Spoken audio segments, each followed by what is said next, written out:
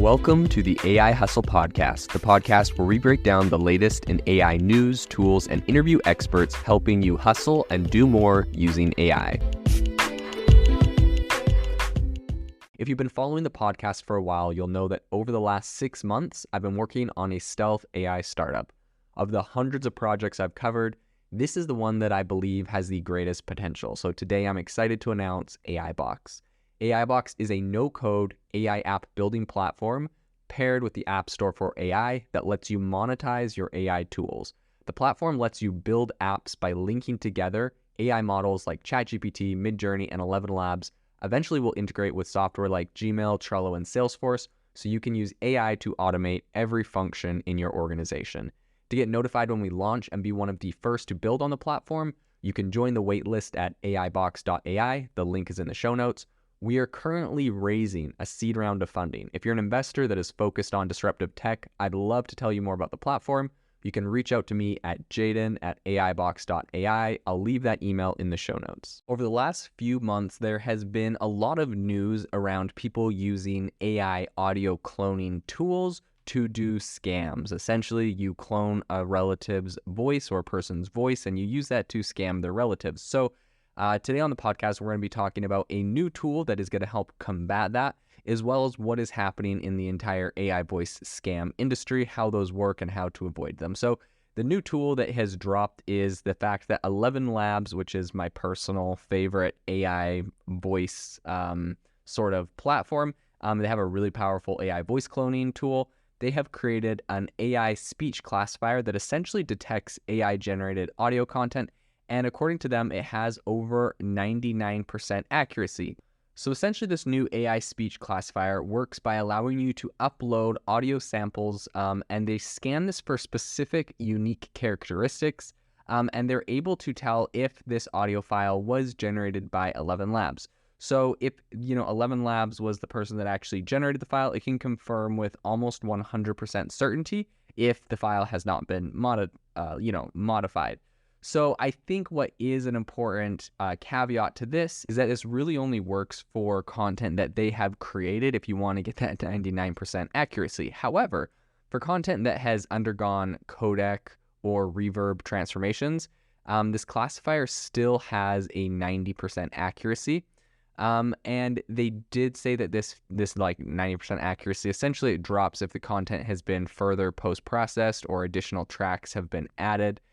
But overall, I think this is a really powerful first step towards classifying content that has been created by AI. And since 11 Labs is the number one cheapest, but also, in my opinion, it's one of the better voice cloning softwares out there, I think that this is a big step for them. They're probably the one that is the most used, most widely available. They have an API. And so I think that they're really making a good stand against kind of some of this malicious use of AI. Now, the reason that this is important is because there has been an epidemic over the last couple months since a lot of these tools have come out of spam and scam AI voice calls. So typically what a cyber criminal does is that they'll make a phone call and they'll say that, they're the IRS or they're a healthcare provider, and they'll, ask, or, the classic extending your auto warranty.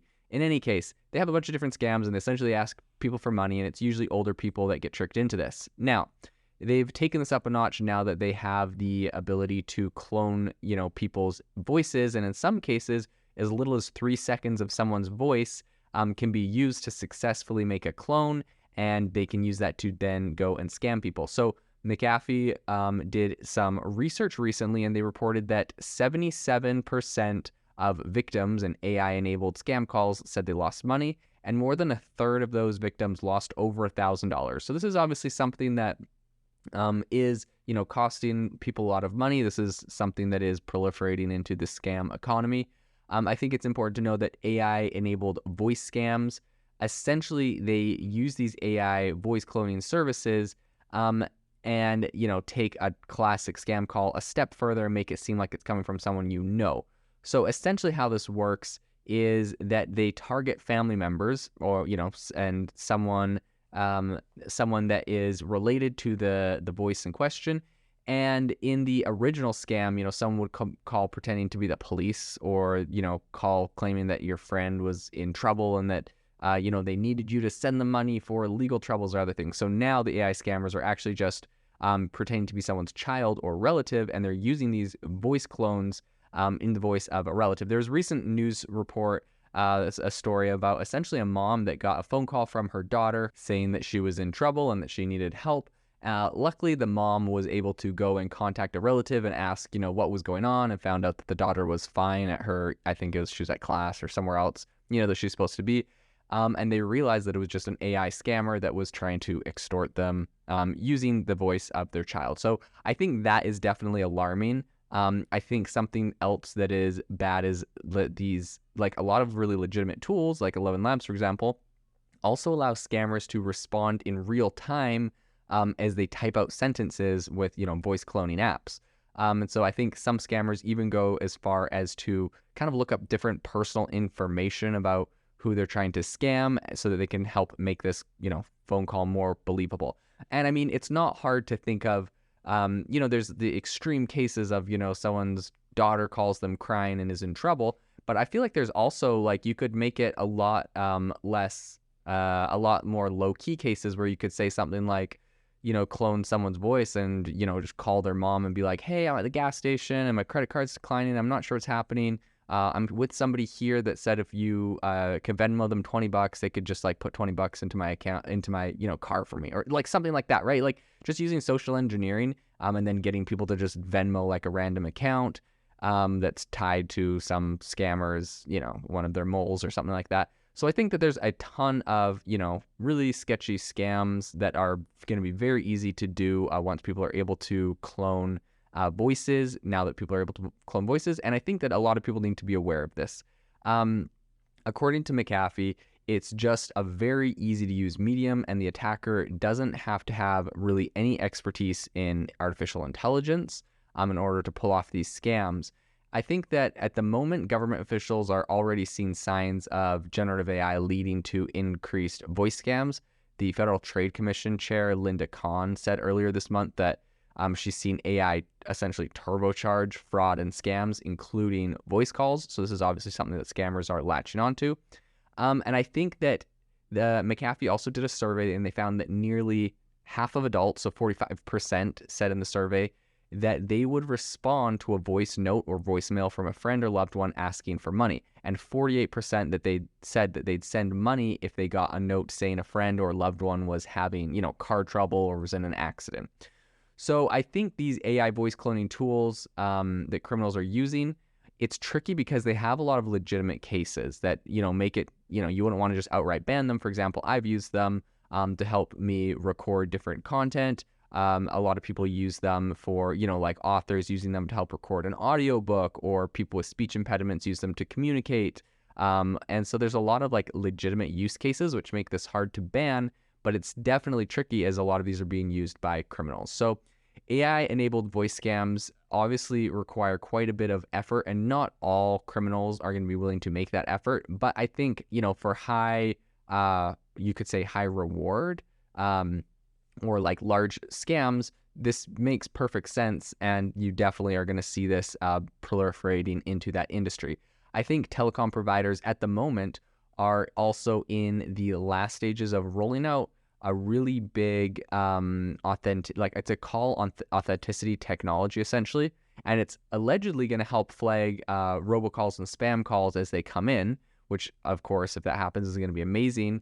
And so I think there are a couple things in the meantime that we can do. One of those, a lot of experts suggest that people adopt code words between themselves and loved ones to use during calls of distress to ensure that they're legitimate. I think that's a great thing. Another thing is to ensure that this is actually the person you think talking on the other end, is just to hang up and call them back immediately on their phone number. And that's an easy way to, know if it actually is the person that you are talking to.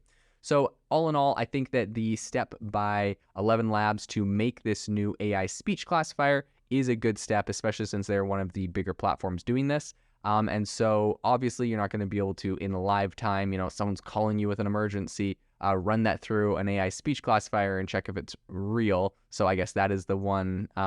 It seems more like something that after the fact, if someone sent you an audio file, maybe you could check, or, the police can use it to check in their investigations. But in any case, I think using some of the tools like code words, calling people back, are good steps in order to, overcome this. Sadly, obviously this isn't the outcome everyone would wish for these AI voice things, but sadly it's the reality we live in, and we do need to just learn to adapt and move forward at this point.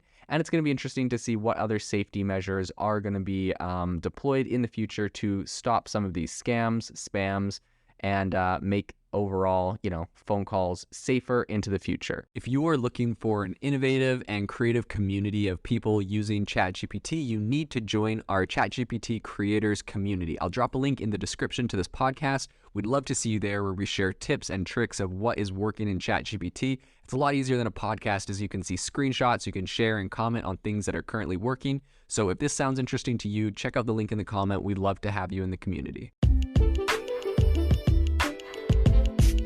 Thanks for tuning in to the AI Hustle podcast. If you could do us a massive favor, we would really, really appreciate it if you could leave us a review wherever you get your podcasts. This helps people find the podcast. It helps people know this is a good place to go. And we would really, really appreciate it, as it helps us continue to bring on incredible guests and share incredible content for you to listen to.